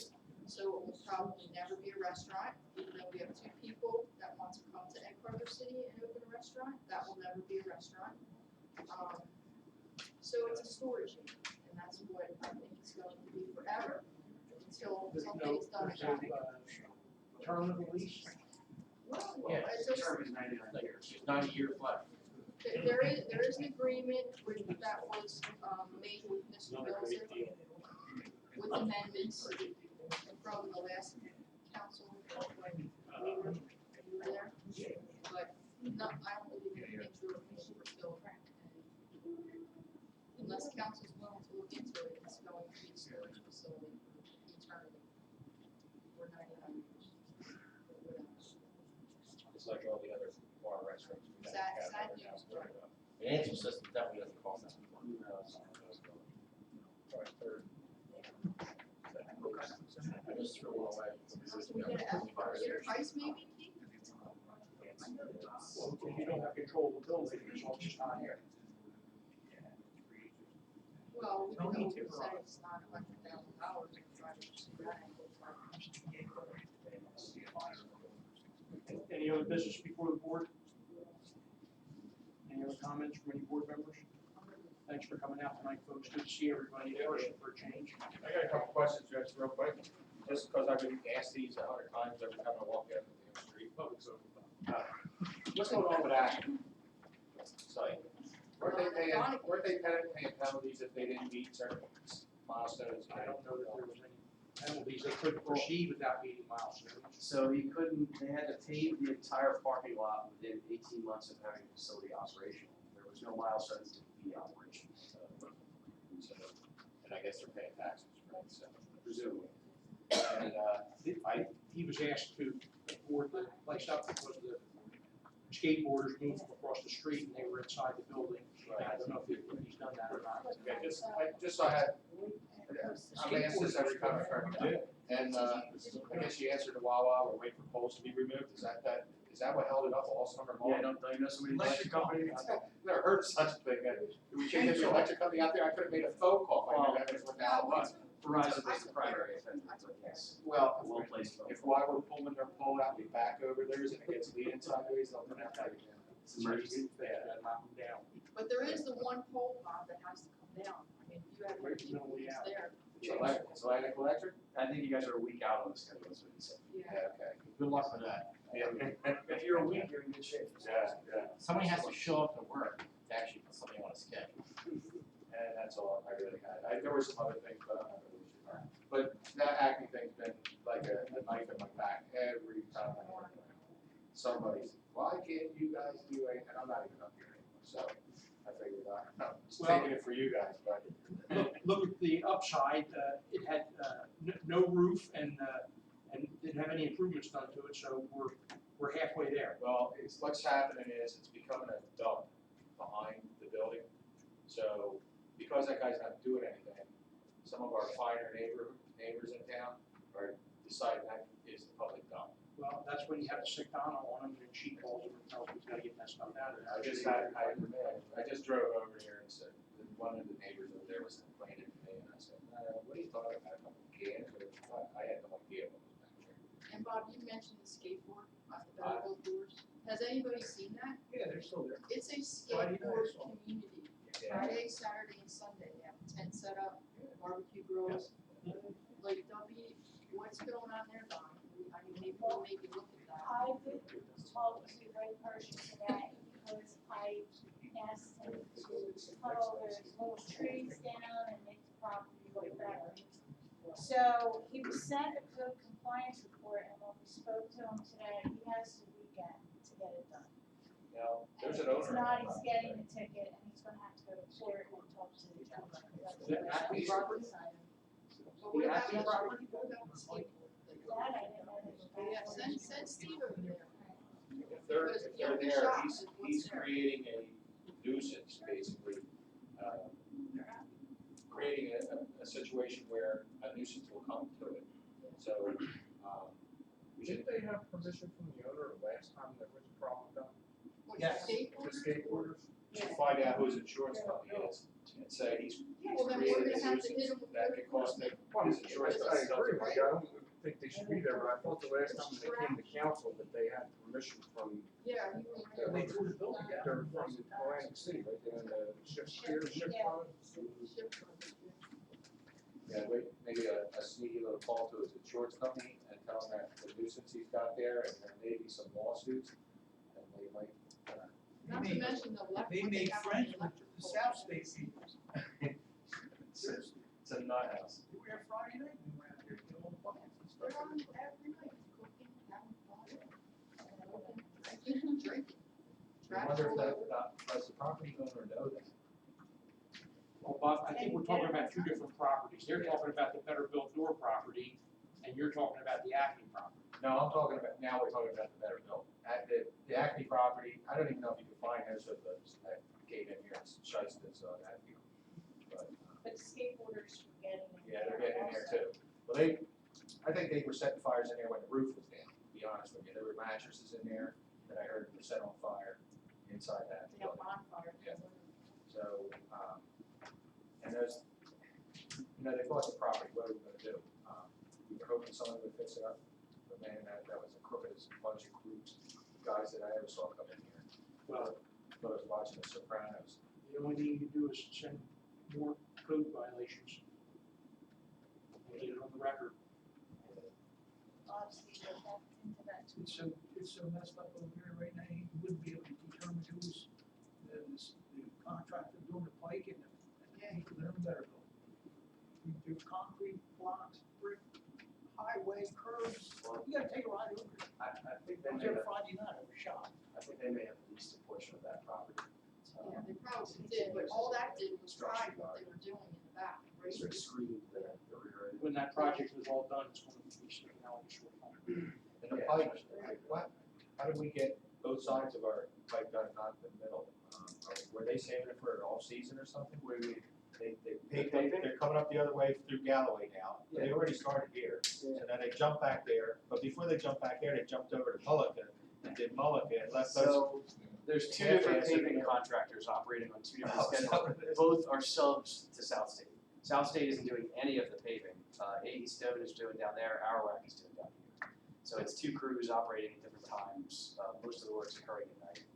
I kinda thought they were waiting And for they're- all peak or something all season. No, they're two different crews working in two different places at the same time, and they're, generally speaking, they try to pave as long as they can in one stretch in one night. So they'll try to do one whole lane as far as they can go in one night, so they don't have any cold joints, perpendicular direction traffic. Okay.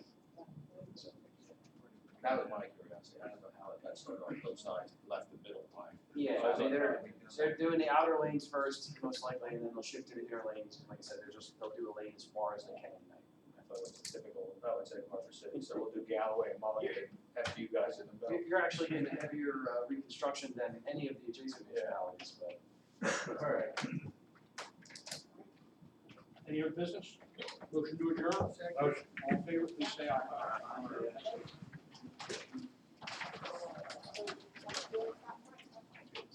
This one, comment, does that make you stay?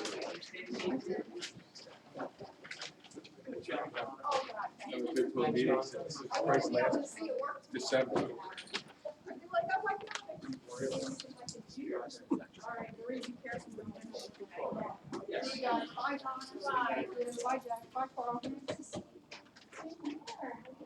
Hey, Mayor, how's the, campaign? Good, coming on like that? Long time.